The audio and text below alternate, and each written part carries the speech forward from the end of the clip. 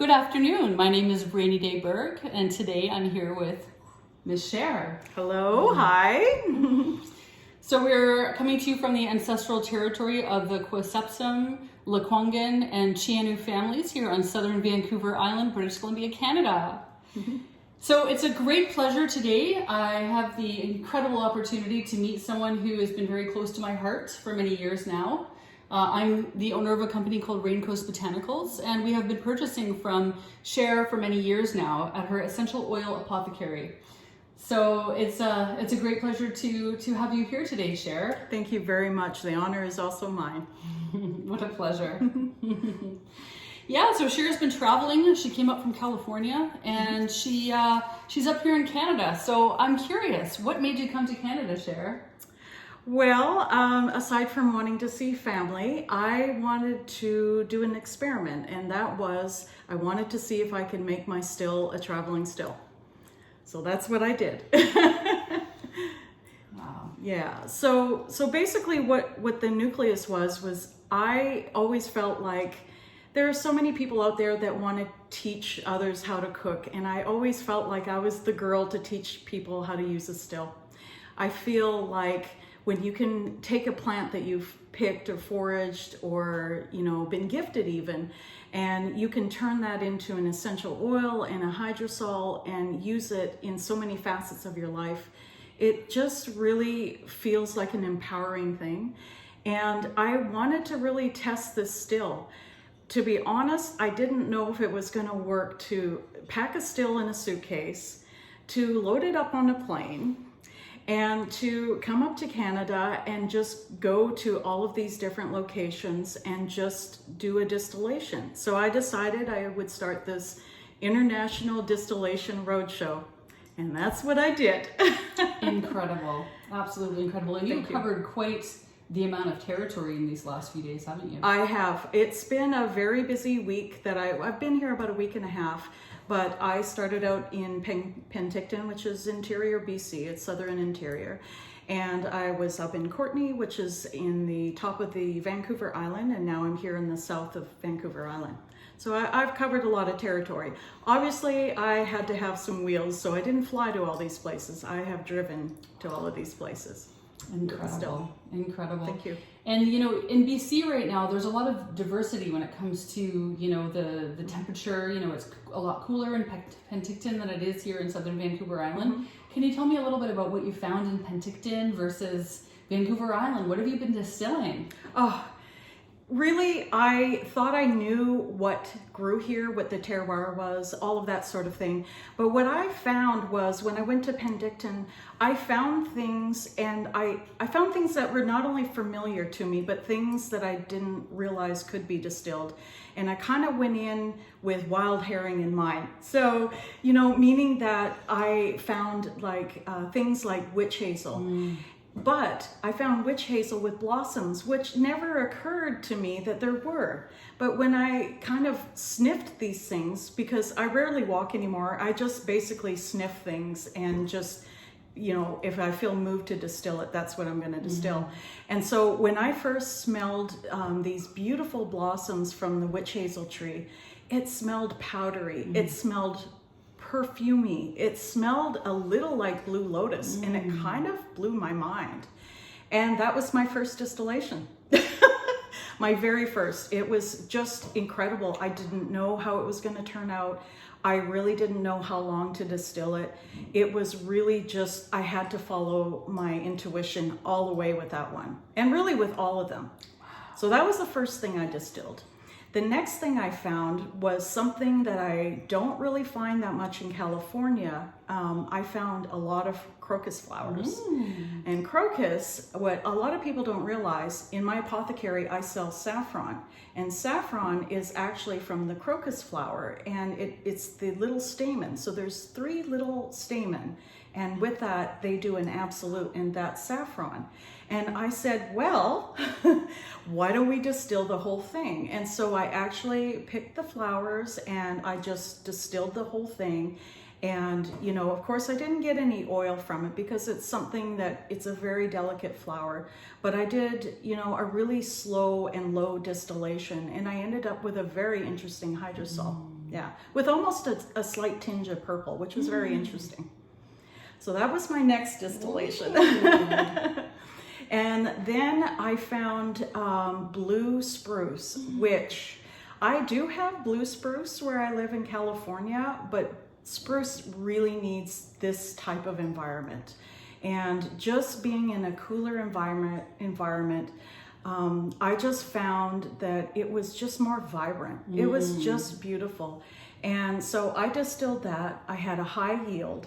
And again, it was just another gorgeous, blue spruce was just beautiful. And I even got a little bit of oil in that. So I left it in the hydrosol. It'll be somebody's treat. So those were the 3 things I distilled in Penticton. Wow.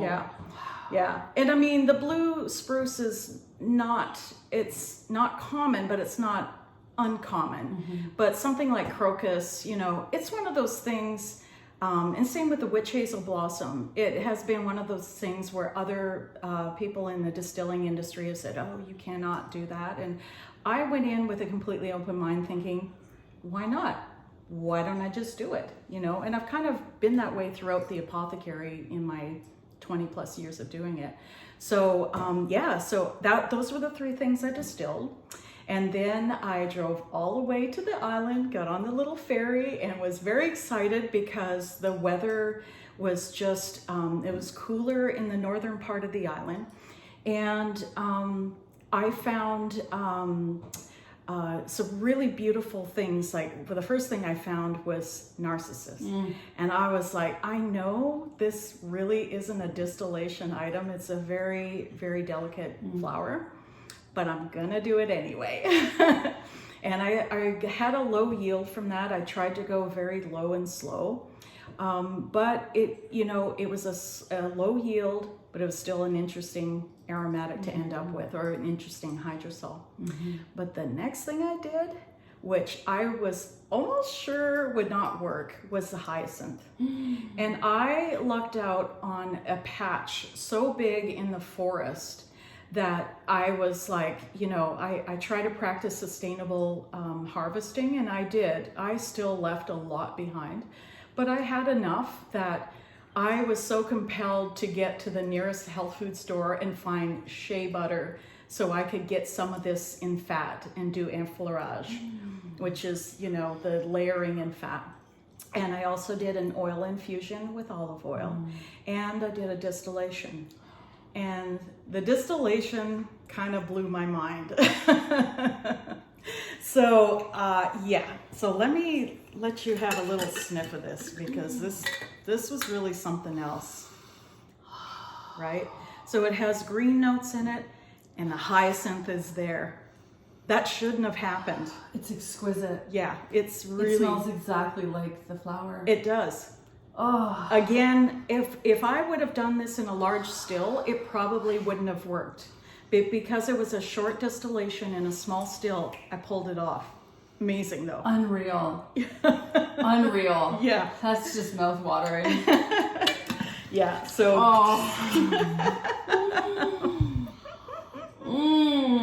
That's a magical one.